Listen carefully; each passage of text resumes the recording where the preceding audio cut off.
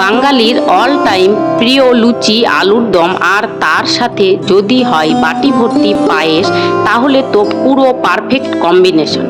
নমস্কার সবাইকে, বং ফ্লেভার্সে সবাইকে জানাই স্বাগত। তো চলো রেসিপি শুরু করা যাক। প্রথমে আমরা পরিমাণ মতো ময়দা নিয়ে নেব, তারপর ওতে তেল, স্বাদ মতো চিনি ও নুন দিয়ে ময়াম দেব। ময়াম বোঝার জন্য ময়দাটা মুঠো করলে দলা বেঁধে যাবে।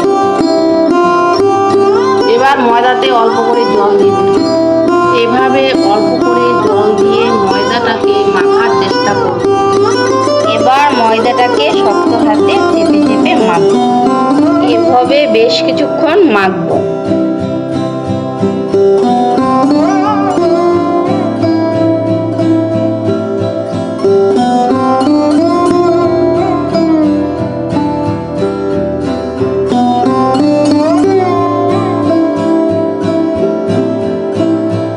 ময়দাটা মাখা হয়ে গেলে ময়দার গায়ে অল্প তেল মাখিয়ে এটাকে পরিষ্কার কাপড় দিয়ে ঢেকে রাখবো।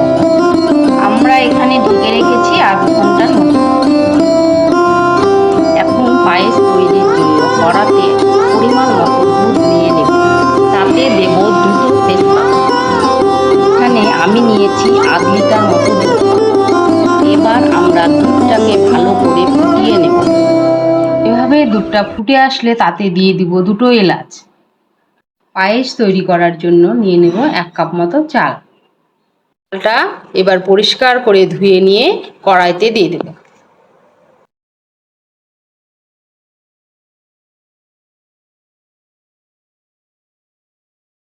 চালটাকে সেদ্ধ হওয়া অবধি দুধটাকে ভালো করে ফুটিয়ে নেব।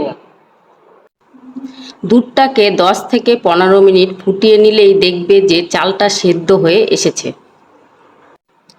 চালটা সেদ্ধ হয়ে আসলে তাতে দেব পরিমাণ মতো চিনি, কিশমিশ ও ক্রাশ করা কাজু।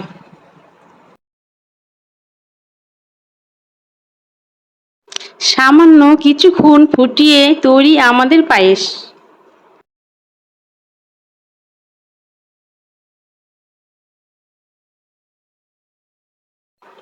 এখন আলুর দমের জন্য আলুগুলোকে মাঝখান থেকে দুভাগে কেটে নেব।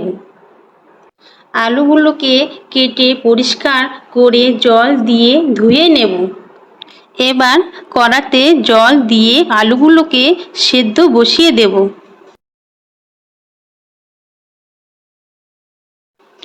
এরপর আলুগুলো সেদ্ধ হলে নামিয়ে নেব।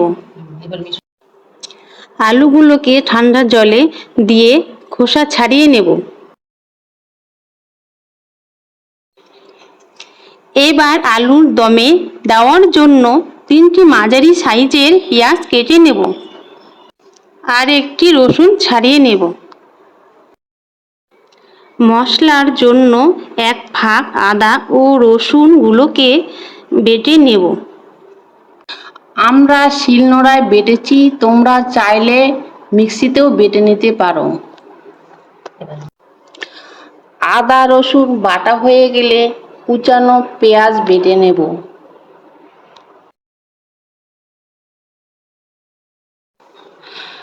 পেঁয়াজ বাটা হয়ে গেলে আমরা কড়াতে দেব কিছুটা তেল।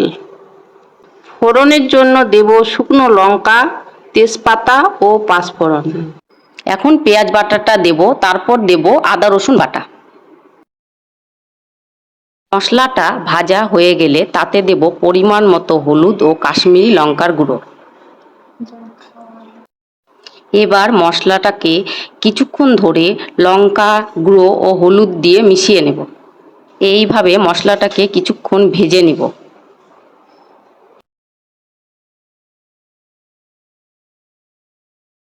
মশলাটা ভাজা হয়ে গেলে যখন দেখব যে তেল ছেড়ে দিয়েছে, তখন দেব স্বাদ মতো নুন। মশলাটাকে আরও কিছুক্ষণ কষিয়ে তাতে দেব সেদ্ধ করা আলু। আলুর সাথে ভালো করে মশলাটাকে মিশিয়ে নেব।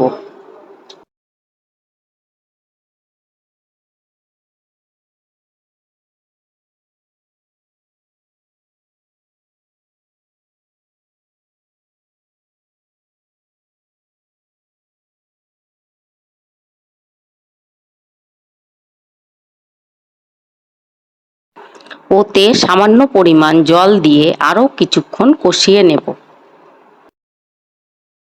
এইভাবে 5 থেকে 7 মিনিট কষিয়ে নেব।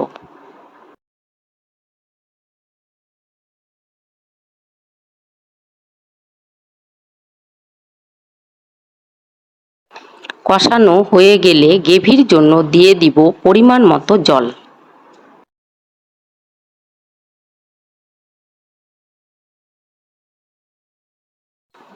গ্রেভিটা ফুটে শুকিয়ে আসলে তাতে দিয়ে দিব গরম মশলার গুঁড়ো। এই তো আমাদের লাল লাল ঝাল ঝাল আলুর দম রেডি।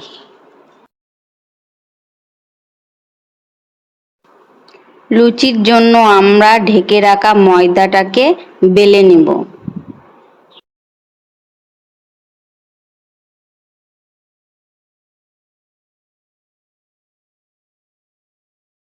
এভাবে গোল করে লুচিগুলোকে বেলে নেব।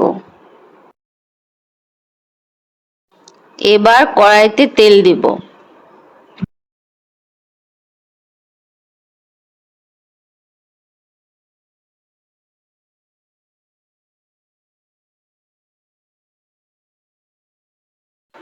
এবার তেল গরম হয়ে গেলে গরম তেলে বেলে রাখা লুচিগুলো ছেড়ে দেব।